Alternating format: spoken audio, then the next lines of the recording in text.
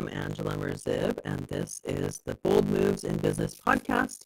And joining me today is Elizabeth Lecerf. She is the founder of SafetyComply Services, a fractional workplace health and safety company. She was inspired to start her business to help contractors and trades remove the barriers to the work that they do and support their skills and talents. During the first year of her business, she has since acquired COR Solutions as part of her strategic growth plan. And all of this entrepreneurship is an exciting journey she never expected to be on. Welcome, Elizabeth. Thank you for having me. Yeah, so I know you're a very busy lady, doing business, doing mergers and acquisitions and all that, so I'm very glad you've made the time to be here. I'm really happy to be here. I appreciate the opportunity. Awesome. So you've been in business a little over a year now, and you've really grown by leaps and bounds. Can you share what you were doing before and the moment you decided to leave your job and start your company? Absolutely. So before starting my own business, I was in occupational health and safety. That's what I went to school for. I worked at a couple different companies. Most recently was at a smaller commercial general contractor. And so I worked with a lot of different trades and subcontractors that we hired that obviously supported the full scope of work for construction projects in the commercial sector. I also, though, because it was a smaller business, managed a lot of other things. So I would say at the peak of my role there, I was managing all of the accounting, receivable, payable, payroll, HR, health and safety, and then any sort of those executive level administration things, some strategic planning as well, which was really cool because I got exposure to sort of that entrepreneur and business management side, something that I started to really get interested into and enjoy.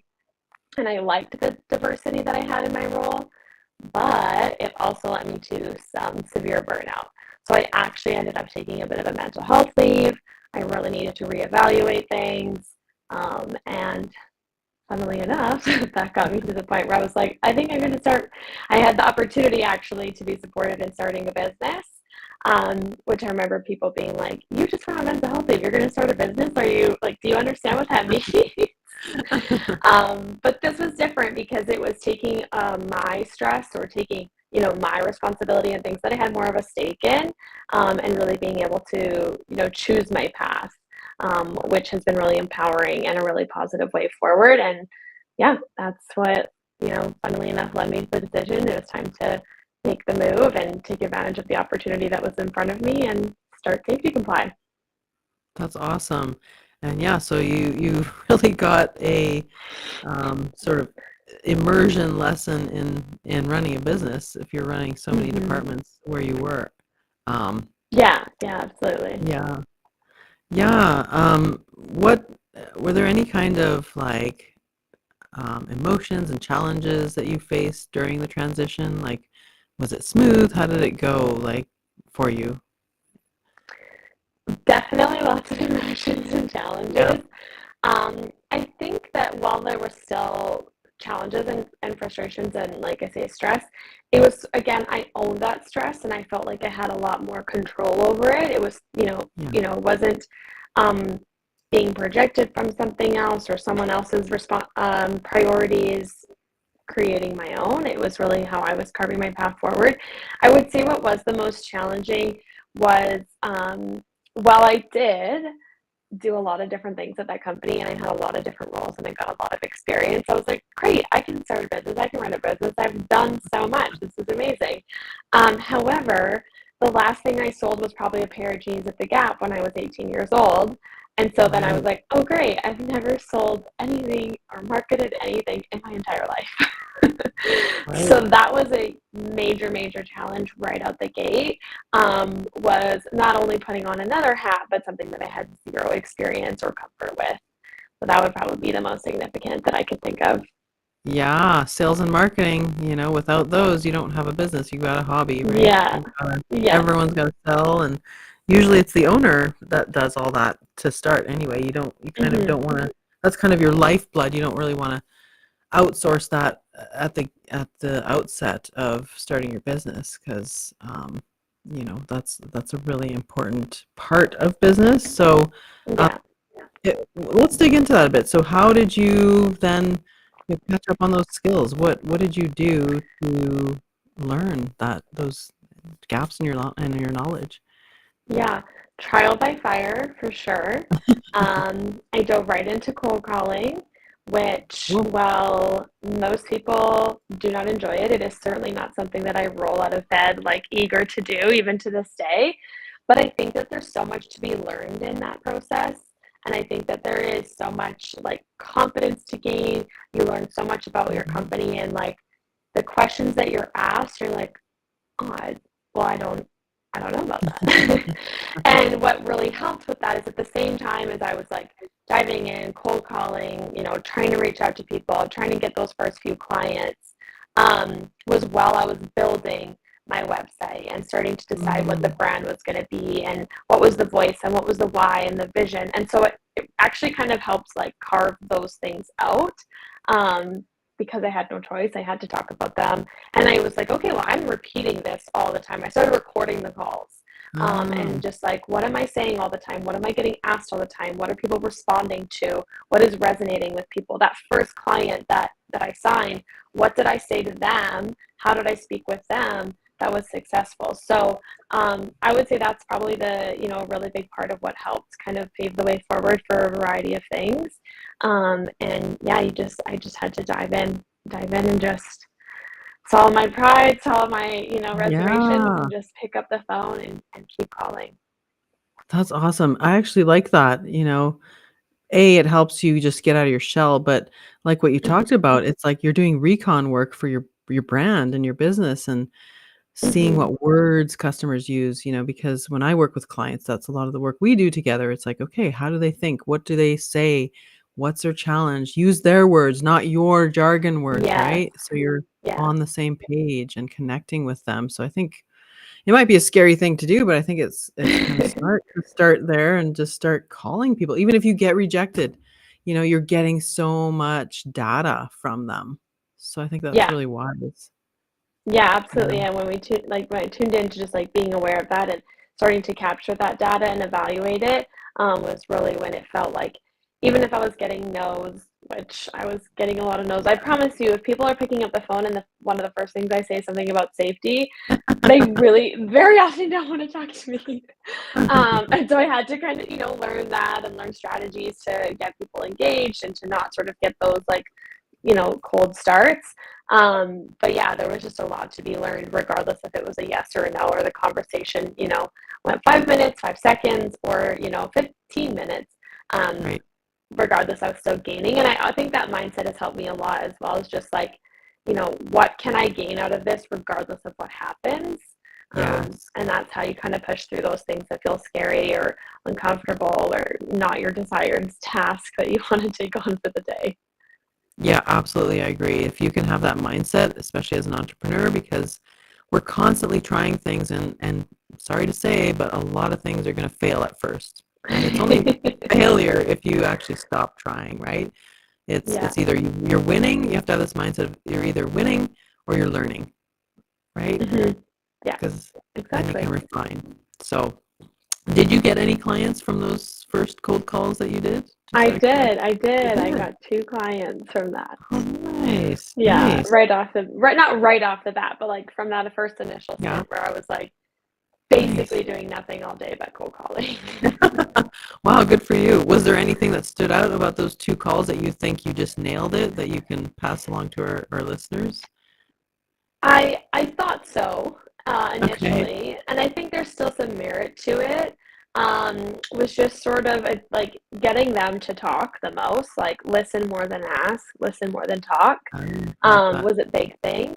Um, but also starting to really know the questions to ask of like, hey, do you know who manages the safety? Rather than actually, I was at an event last night and this was something that came up and they're like, as soon as you say I'm so and so from such and such company, they're like, I'm being sold to. I don't want to talk. Like I'm the Me too. gatekeeper. I don't want to pass you on. But Yeah. if you kind of come from that perspective of like, hey, I need something from you. Could you tell me who, takes care of safety at your work? Or Mhm. hey, could you tell me who does human resources? Something like that. It kind of got the conversation going a little bit more.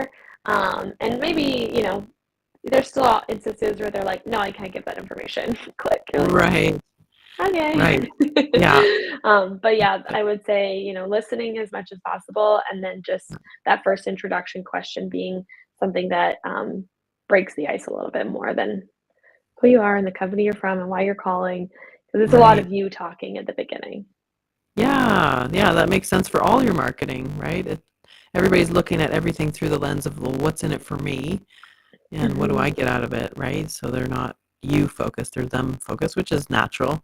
But Yeah. yeah, breaking the ice with asking something of them, because most people want to feel like they're being helpful, right? So if you're Yeah, asking them exactly. to help you out, that's a smart choice to break that ice, or even coming in if you already know.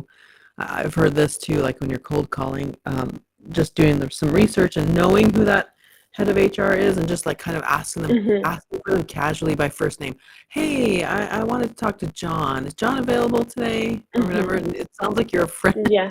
That's a little Yeah. tricky, but Yeah. that can work too. It can. So, Yeah, exactly. oh, that's awesome. So tell us, what kind of companies do you work with at Safety Comply Services? Yeah. Primarily, we're working with construction and trade contractors. They're usually around anywhere from owner operators to, I would say, the average is about maybe 8 to 10 employees. We do work with larger companies as well, especially when they're more field heavy employee numbers. So they might have 30, but like there's one office staff and the rest are in the field. A lot of them are in the commercial sector or even they're construction trades, but they're working for oil and gas clients. And I find that that's because those industries, the safety standards and expectations are just ramping up on a greater scale. And so they're having a hard time getting work because they can't without these safety Mm. protocols in place. Mm. Is that the big challenge you see most companies have? Like what kinds of um, solutions you provide, and what kind of challenges do you see that are kind of common in the folks that you're working with? Yeah. For sure, it's the getting work. Yeah. Again, at this event last night, that someone asked me like, "Why are people calling you?" And I said, "It's because they're trying to get a job. They're trying to qualify. Their clients requested it. Their client says you need a certificate of recognition. We call Mhm. that COR or COR for small businesses. You need to be on this what we would call a contractor registry. There's these third-party platforms now that are taking over contractor vetting for big clients." And I work with about 8 of them, and I have, clients that have multiple, depending on their own clients, and they are constant administration. They are very email heavy. They are getting into the platform and uploading documents and checking on procedures and entering statistics and hours and things like that. And so there's just so much administration, but it's literally like a grading system. So if they need their insurance updated and they didn't get it in by the deadline or something, they go from having an A or a green circle to a red and a Mm. fail. Like I had someone yesterday that was like, can you get the certificate printed? Because they literally are stopping my truck at the gate. They won't let me in. Oh my gosh. Yeah. So you have to do it like right now? Yeah. Basically, like yesterday? Yeah. Oh my Yeah, goodness. A lot of exactly. fires to put out. So basically, Exactly. like it's Yeah. compliance stuff. It sounds like a lot Mhm. of compliance and Yeah. stuff. Okay, that makes Yes, sense. That makes sense. exactly. Awesome. Well, let's talk about your recent acquiring of COR Solutions. Like, I'd love Yeah, to know. I know we talked a bit about this, but people here listening, they don't. They're just tuning in now. So let me know what was going on there. Tell me a bit of the backstory of that and how for that sure. happened. Yeah. So actually, the whole story starts even before Safety Comply. And so I was in that stage of trying to find my next move for my company, the business that I was working for, and trying to figure out what was next for me. I was reaching out to peers, people that I worked with previously, like especially being on LinkedIn, I'd be like, oh, I like what they're doing. That looks really interesting. And I reached out to someone that I'd worked with previously that was doing something very different, but he was very clearly in the entrepreneur space. He was starting to buy multiple businesses, run multiple businesses, some that I was interested in how he did that. And so we reconnected and we got, we were just going back and forth about stuff. We met for coffee or whatever just to catch up. And a week or so goes by and he reaches out to me and says, hey, I found a safety company for sale. If I buy it, will you run it? And I was like, yeah, like literally anything to get out of here. Awesome. And so that was the very beginning. And so that was COR Solutions. And we started the process. And if anybody has any experience with buying and selling of businesses, I don't know the percentage rate, but the vast majority don't go through. So we started a little bit. We got to a point where, his side, him and his banker and his, financial advisor were like, nope, this isn't a good move. He was like, sorry, we're not going to do it, but I'd love to fund a startup for you if you want to start a business, which is like, I know is like a golden goose. Like this is so bizarre. It seemed way too good to be true. I remember that being like, this is way too, but at the end of the day, it's still starting a business. So you're not just really getting given like, cash and just to play around and have fun. So there is, that part of it. You have to be, accountable and do the hard work. And so, we started SafetyComply, and that was, the last year or so up until I would say April of this year, just grinding and just like everything. So, started with cold calling, and then we got into our website launch, trying to, get content on social media and online, started networking, really for the first time. Like I thought I had an idea of what it was, but I had no idea. So it was like a crash course at networking for a few months there. And just, everything and anything I could do was really just grinding away and chipping away at it.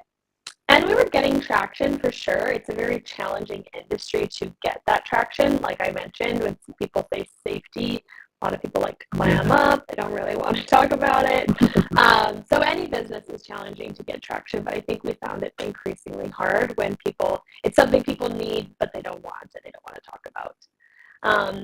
And so we had a thought. We were having my, investing partner and I were having a conversation, and he was like, I wonder if that COR Solutions ever sold.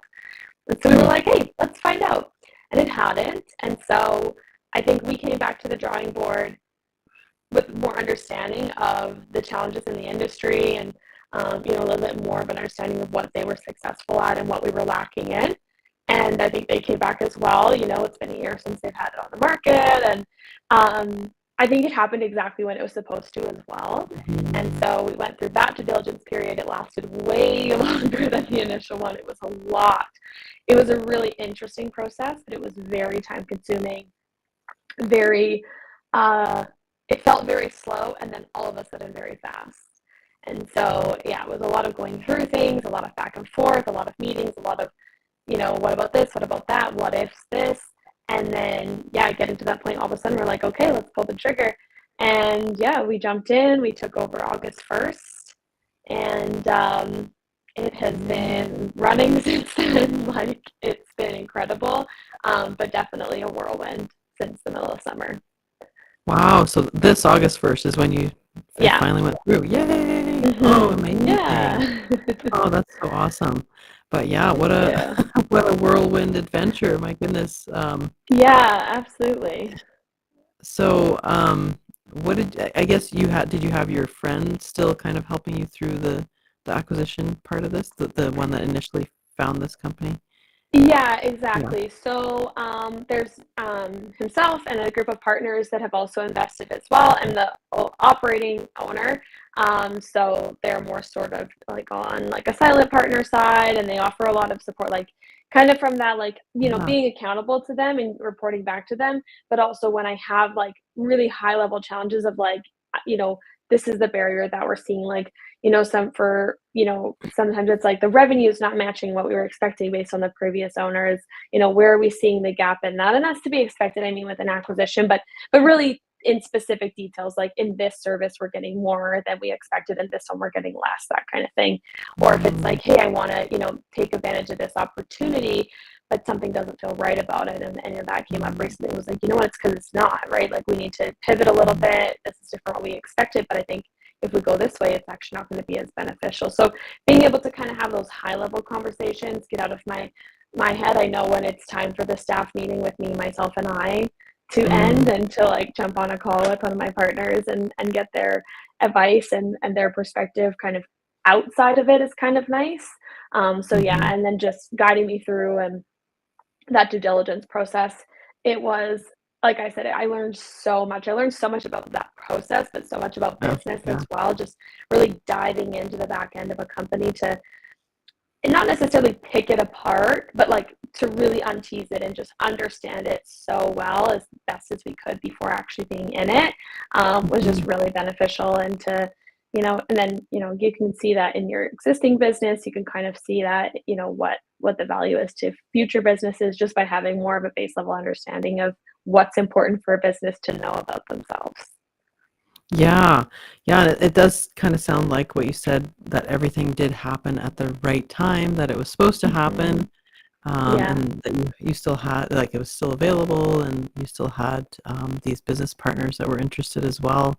Um, do you think that, like, looking back, do you think that if you had done this acquisition way at the start, were you ready, or do you see, like, what am I trying to say? Sorry. Yeah. No, that's Like, okay. would you have been ready back then, or do you think you needed that experience that you got in that year of just running your own company in order to make the most of this acquisition?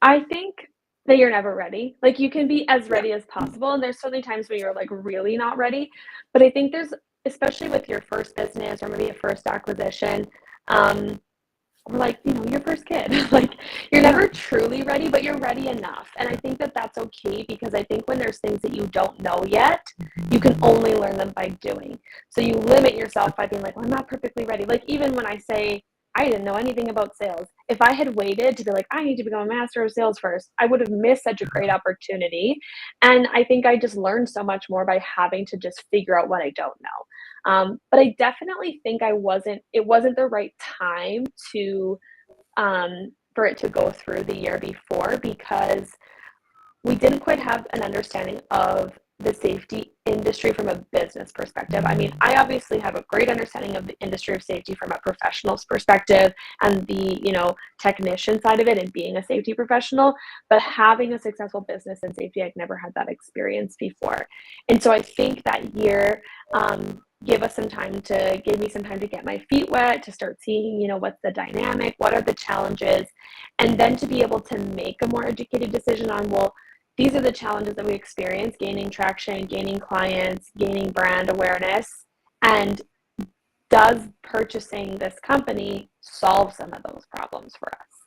I don't think that when we were originally looking at it, we realized that that was a problem we needed to solve. And so we may not have, valued as much the name, Mhm. the existing client base, the brand. We may not have had that much value placed on it. It was like likely more value at the time on recurring revenue and the content that we were purchasing from them, like the intellectual property. And those are still super valuable pieces of it, and we didn't, lose those. But I think having that added understanding of the value for the brand that they held, and like I say, the traction and the client base and the, referrals that they had, we wouldn't have known a year before that that was so important to us.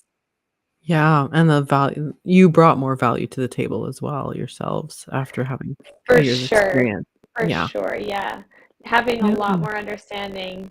That first meeting, I think back to that first meeting the first Huh. time around, I was, like, totally clueless, like a kid on their first day of kindergarten. Like, Isn't that I have a funny? Yeah. backpack and a lunchbox, I don't know what else I need to know. Yeah, I know. I know. I remember when I first started my business, I ran an ad, and if I were to look at it now, it'd be like, "Oh, cringe." Like, why did I say that? Oh, that's horrible. But, you learn.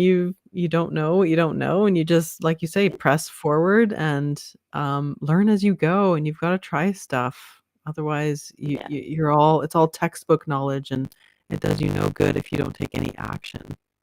Yeah, So, 100%. Yeah. yeah. Um, so reflecting on this whole entrepreneurial path that you've been on, you've done so much in such a short amount of time. What are what are a couple key lessons that you've learned that you maybe you wish you knew before you started, or what are some kind of key aha moments that you've had during this journey?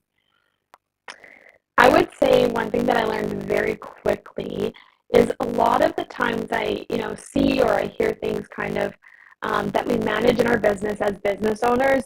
And I think my mindset as well was the same, that they're like projects. So the first time I remember this happening was the project of building the website. Now, the initial like builds of your website when you don't have one, for sure, it's going to be more time consuming than any other period of time with your website or your brand. And as I dove into it and as I learned so much about, web design and website hosting, and I learned the value of hiring someone next time because, it was good for me to understand that piece of it. But then now I place more value on, getting someone that's really familiar with that process. But I also learned that this is something that is fluid as well, because I remember being like, oh, I can't quite get it done. Like, I keep making changes. And it was one of those things where I learned that good is good enough. And I can go in there and I can make tweaks, and I need to, and I should. And we need to look at it as fluid, because you want to constantly be, updating your blog page or your resource page. We've chatted about this before, where it's like, oh, I gotta get to that. And so when you kind of block it into your schedule, into your routine of like, this is something that I'm constantly tweaking and touching on, your services change, your pricing changes, your vision, maybe like you've learned from your cold calling that the way your copy needs to be updated to be more understandable to your target client. And so just learning that those things are fluid rather than like, oh, my website's done. Because then all of a sudden you look back at it in a year or 2 years and you're like, oh my gosh, this is so outdated. Like, it doesn't even make sense anymore. And so I think that was something that helped me to just finally push it out. Good is good enough. And then to stay on top of it is just remembering that a lot of things in our business are fluid and we need to constantly be revisiting them. I love that. So Yep. that's a big Yeah. lesson. Yeah, definitely. Branding is fluid, right? And we just kind Mhm. of put out there our, our best to our best knowledge what we think, needs to be out there, Mhm. what we know so far, and then you keep listening, you keep, collecting data and information, and you can change as we go. We're fortunate we live in times where a website is not like there's no printed material, there's no hard cost to anything other than, Yeah. hiring someone, of course, but usually you can, if you have a site, you can make changes pretty easily on your own. So we're Mhm. fortunate in that way where, I used to work in a print shop, and it was like you had to, this flyer is going out, or this like big huge run of magazines is going out. You gotta check every word, check the copy, make sure the client checks it, everything's good. Yeah, signing off 100 times to make sure, Mhm. and then we're gonna run it, and then it's set in stone. But nowadays, like everything can be so much more fluid, and the environment kind of requires it to be, because the pace of business, like I've been in business for 16 years and I've seen this, is that the pace of business just changes so much more rapidly now than it did Mhm. 10, 15 years ago. So you kind of have to be more fluid anyway. Um, Yeah, absolutely. There's a lot of yeah. expectation, there's a lot of moving parts. And so if we held ourselves to that same standard of like, before it goes to print, we copy it and someone, or, proof it, and someone else proofs it, and someone else proofs it, we just wouldn't be able to keep up, and we wouldn't be No. efficient. So yeah, it is kind of nice to be able to give yourself that freedom of like, good is good enough. I can always tweak it. I can always come back. And I think too, I mean, it's a conversation about like social media and like how, everyone's like, it's good to be present for sure, but it's not where you're, I didn't get nearly anything from social media for the time I put in versus that cold calling, right? Like, It's Mhm. that it's different, but having like slowly chipping away on it, having a slow but steady presence over a long period of time is what I know will bring my brand up higher. Not just like blasting people constantly and then getting exhausted with it in 2 months and then I don't post for 6 months. That slow and steady pace Mm. is actually more manageable because it's similar. Like someone said to me, if you posted a viral reel and you woke up the next morning and you had 300 calls, could you handle that? Absolutely That's not. I true. would run and hide. Like I would have been under my Right. desk, like leave me alone. So when you invest that and that time or that effort in what you're doing, it's important to think of the backside of that as well. Is like, can I actually manage the response that kind of response? Now, I didn't wake up with a viral reel and, that's not the case, but that's also why it's not that way. You want to be able to grow steady so that you can sustain the response that you get from your marketing, from your brand, from all that stuff. Otherwise, you know, it's not Uh, manageable. It's not going to work. yeah, I like that tortoise and the hare analogy. Slow and steady Yeah. wins the race for sure every time. And yeah, Yes. branding is a long game. Like, it's a reputation game. It's Mhm. spreading the word and building that kind of reputation. And it's just like our mom's advice, your reputation takes a long time to build and you can just wreck it in a moment by doing something stupid. So, like mom's advice Yeah. applies to branding your business too. Like, Yeah, yeah, absolutely, absolutely. yeah. Yeah. And being a perfectionist in business is also a business killer, right? Like you said, good is good Mhm. enough, or I say done is better than perfect, right? Just get it Yeah. out there. Even your social posts and I'm making videos now and it's like, yeah, it could be, fancier or better or whatever, but I have a message I want to get out there and you've got to move quickly in business. So just do it, Mhm. and nobody's going to remember that you've, screwed up a word here and there or whatever. They're really not going to remember because there's so much coming No. at them. But building your business at a steady pace is what's going to get you that reputation built in the long run. Yeah, absolutely. Okay, well, you did say something interesting when we talked before about you mentioned that safety is a marketing opportunity. So I really want to dig into that. Yeah. Can you explain that a bit more for us? Absolutely. So, I'll go back to one of the first times that I heard, a company in commercial construction kinda talk about marketing, and so I think what tuned me into this is that a lot of the times, marketing in certain industries isn't traditional. So, in the commercial construction industry, for example, clients are not going to Google, they're not looking on billboards. They're usually going out for like a very structured bid process, tender. It's sort of like not necessarily you have to pay to be in the club, but you do need to be registered for things. And it is seems to be very like behind closed doors. It's relationship based, but it's also qualification based.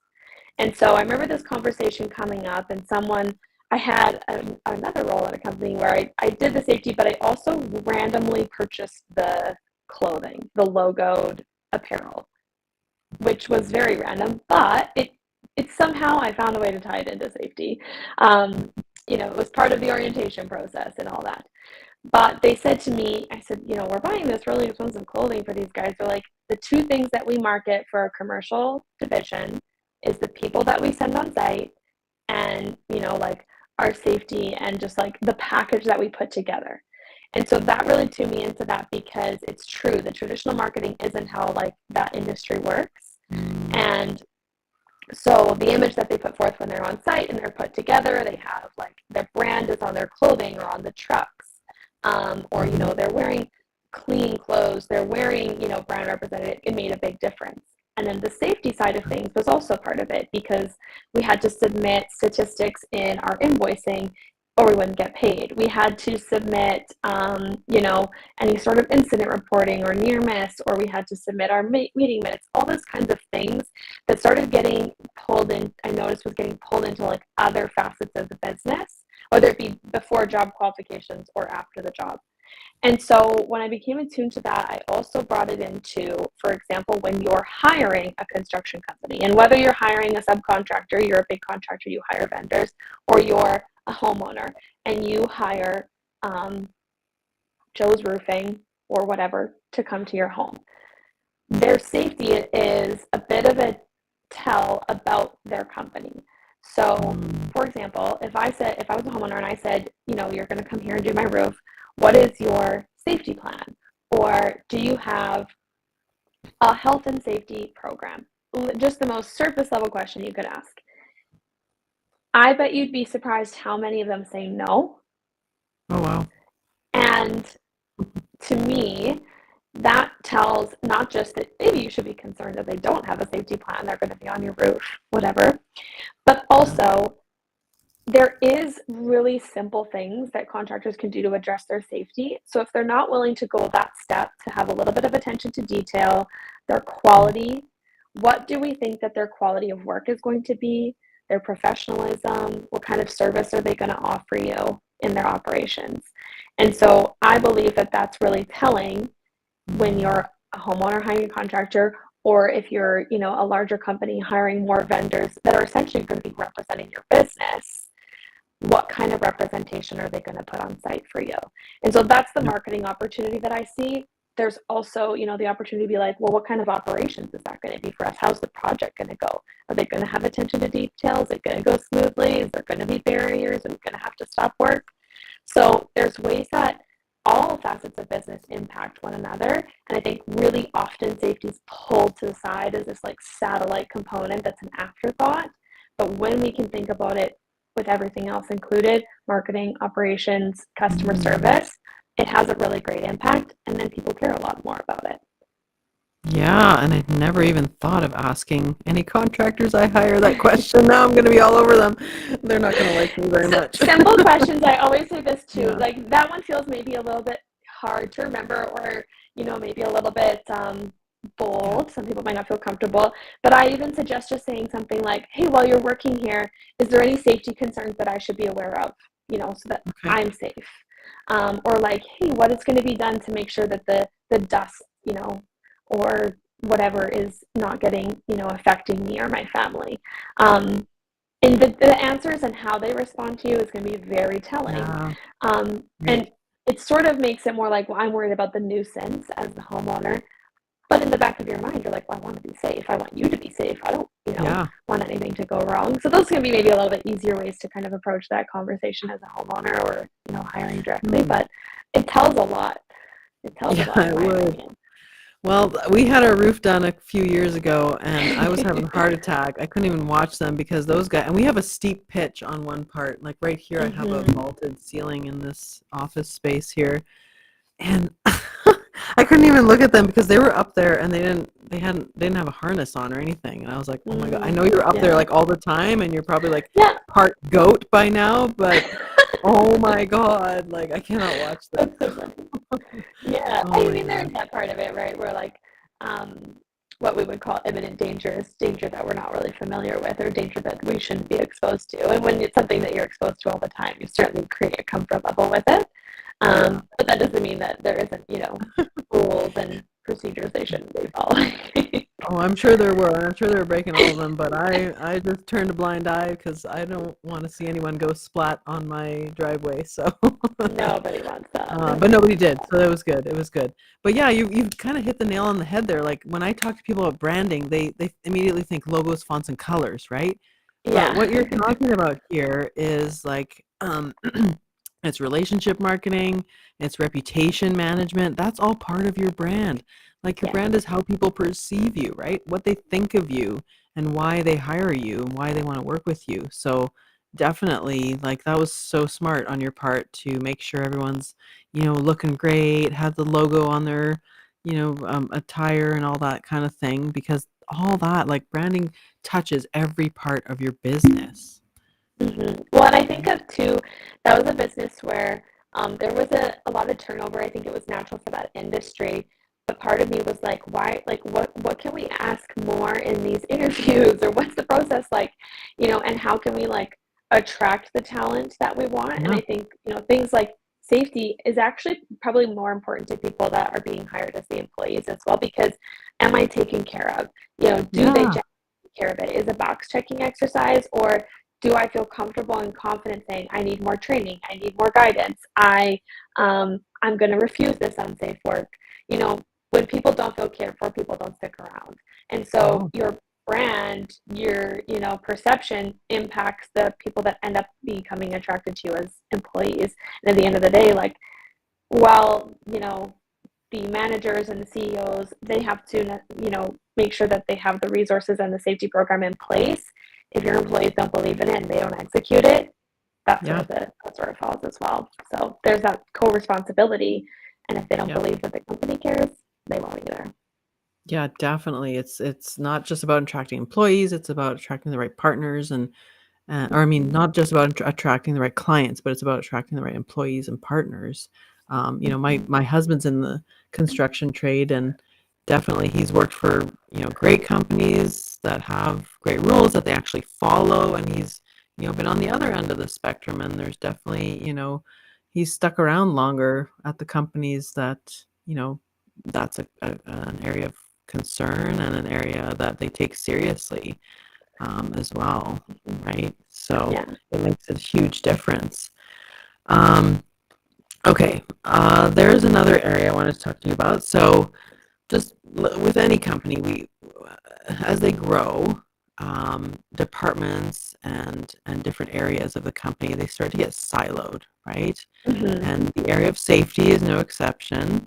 What advice can you give for companies that they can ensure that all the departments are talking and are working cohesively together in safety? Because as we just mentioned, like sometimes that doesn't happen. Yeah. I think it's starting with that conversation. So let's take an example of implementing something new in the business. Vehicles is a great one. Happens all the time. We're gonna buy a couple new fleet, or we're gonna buy our first amount of fleet. Maybe it's 2 or 3 vehicles. Um, if you think about that decision, it probably starts with checking in the some sort of finance accounting department. The money. Do we have the money to do it? Um, which makes sense. That's probably the first part I would look at too when purchasing something like that. But when we make those decisions, if we then go, okay, what is the impact on all other departments before pulling the trigger on that? Okay, well, in HR, we need to create rules and guidelines about using company vehicles. We probably should pull driver's abstracts to make sure that we're not, um, getting people into vehicles that we can't insure, which does also impact financially, right? I've seen it Mm-hmm. before. We hire someone and then we check their insurance, but they're, oh my gosh, they're going to triple, what someone else might be. That might be a condition of employment going forward. And then we bring that around to safety. Well, what's the liability of hiring someone who has a poor track record and getting them in a company vehicle? Like, are we increasing risk here? What should we make sure we have in place that they're driving safely, they're taken care of so that they're not put at risk in certain situations driving for us? And so that's where we see that impact. Then we can bring it to like, okay, well, what does that look like? From a safe perspective, we want to make sure people are driving safely. But from a marketing perspective, we want to make sure people are driving safely as well. I can't tell Yeah. you, I've called companies to say such and such vehicle, this is the Mm-hmm. badge, this is the action that they took. And you know what? I get it. I'm probably that person, maybe a little bit of that. But it's very scary from a safety perspective and from a brand perspective. I'm like, I think these companies should want to know what is being represented of them in the public. And so then we can pull that decision into the marketing department. And, do we want to logo these trucks or do we not want to logo these trucks? Like, if Right. that's the decision, maybe we should go back to that safety and that HR perspective of like, is this a good decision for us to have employees in company owned vehicles? And so that's a simple example. Then it can go, the root of that conversation was probably operations. How can we be, maybe getting people to work sites a little bit more efficiently, grouping people together, providing them with some alternative compensation, right? When they don't have to be driving their personal vehicles to site. That's a benefit. People really appreciate that. But Mm-hmm. just kind of walking through a decision like that and looking at all the different facets of your business and how that one decision impacts and, can go back and forth. It's not really a nice circle. It's probably more like a spider web approach. But it's a simple example that a lot of people could probably relate to and understand without getting too into the weeds of Mm-hmm. that one decision, makes a big impact in all the different departments of the company. And would you say that asking for feedback between departments as to how this will impact them is a good idea, or does that just get kind of schmozzly? What do you suggest? I think especially for like starting that process, or Yeah. any sort of decision making process, especially if you have like um, maybe one representative in each department, or getting the feedback from sort of that top level in that department. But I think about it from the perspective, and this is maybe why I've gained this opinion, is that I was that same person at that company, right? Like, boss says we want to add this new vehicle, and I go, what about this about safety, and this about HR, and this about branding, and here's where the money's Mm, at. And I think because I sat in that role where I had so many different irons in the fire, I was able to see it from that perspective. Now, it made mm, me go a little bit crazy, and it was a lot of responsibility on one person, but having that big vision of the whole picture really helps, in my opinion. mhm. I think traditionally that would be something more where it's a conversation between sort of a representative from each of those departments. But, it could just be as easy as someone who has a big picture perspective and just making sure that we're thinking through each of those impacts across the board. Yeah, and I just thought of something, and maybe this is something you could put on your resources page because I know you're looking to fill Yeah. that out. But I just thought it'd be cool if you had like some kind of free download that was like a checklist that you can go through Yeah. for like, you know, change management or safety, Yeah. compliance or whatever you want to call it. That'd be kind Yeah, of that's a cool. great Like tip. this is what we suggest, right? Like talk to your departments, make sure everybody's on the same page, standardize everything, create a manual or Mhm. whatever it is. Um, that'd be kind of something cool that you could put up on your website. That'd be pretty helpful, I think. I don't know, just a thought. Yeah, thank you for that. I think that's a great idea. I think that's a Yeah, great idea because at the end of the day, I think, right now, safety is certainly something that's an afterthought. And so for me, I get yeah, most successful when I can bring it back to operations and other departments and, prove the value of safety from that perspective. And so that would be absolutely a great tool to provide and just get people thinking about it in a different way. Rather yeah, than a nuisance, rather than a fear mongering, I really don't like to work from that place. Like, I think that's what makes it important is that, safety literally can be life or death for some companies.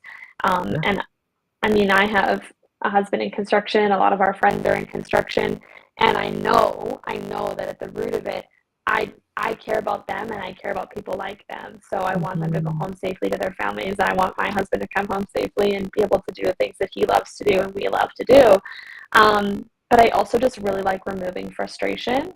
And so if we can do that, remove the Yeah, frustration of safety and kind of make it less of a nuisance and more from an understanding of like this is the benefits that it provides for your company, across the board, it's usually a more enjoyable conversation to have with people. yeah, yeah. It would set them up to become a good client because they're thinking about it and they've already started planning it. But Hmm. yep, I know my husband sends me pictures of his cut hand and dripping blood down at work. I'm like, why do you send me these pictures? And I know he's Oh just my gonna come home gosh. and have like electrical tape wrapped I around it. was just So, gonna say he's but probably got paper towel and electrical tape around it, yeah, which as much as I know that it's not the first aid standard, there's something to be said about it. he I've can't replaced stop, many right? of They're busy. many a They can't band-aid. stop. They just got to use what they have. So electrical tape it is. Yeah, So, yeah. I actually think I read somewhere that maybe it was duct tape, some kind of like utility tape was actually the preferred method in the military at one point. oh, there you go. Well, I know crazy So, glue was invented to bind skin initially. yeah, yeah. Well, Yeah. it works for that, whether you want it It to or works, it not. really does. I don't know if, like, how it heals because 'cause I've never actually done that on my wound, but I don't think I'd wanna know, but that's what it was Yeah. initially meant for, so maybe I should send him to work with some of that next time. Yeah. His lunchbox or some crazy glue. Yeah. Well, awesome, thank you for joining me today. Let Thank me you see so here, much for having me. I'm just gonna put up your website for everybody, so you can Awesome. Thank find you. Elizabeth here at safetycomply.ca. Hmm. And this will be in the show notes as well. And if you want to get in touch with her on social media, she is on LinkedIn via her name, Elizabeth Lecerf, and also on Instagram via the company name. If you search up Safety Comply, you will find her there. Yeah, Anything else you absolutely. wanted to add before we sign off, or? I don't think so. It's been such a great conversation. I love sort of the, full circle perspective and conversation around safety. It's really refreshing for me. It's something that I'm really passionate about, as well as the business side of it. It's exciting to kind of get to merge those two worlds in conversation. So I'm just really grateful for the opportunity to be on here. Yes, I can see your passion, and you're a wise business owner. Although you're new in business, you've done a lot of, you've pulled from your background, and you've used all that past prior knowledge, and you're using it to your advantage, and you're kicking ass, girl. Keep going. Thank you. I'm Love it. trying. And congrats on the acquisition. That's awesome. Thank you so much. Thank you so much. It's been a really big, exciting move, and I think back to even that year ago, or even further back, and I just never imagined this, and but I'm really excited about it.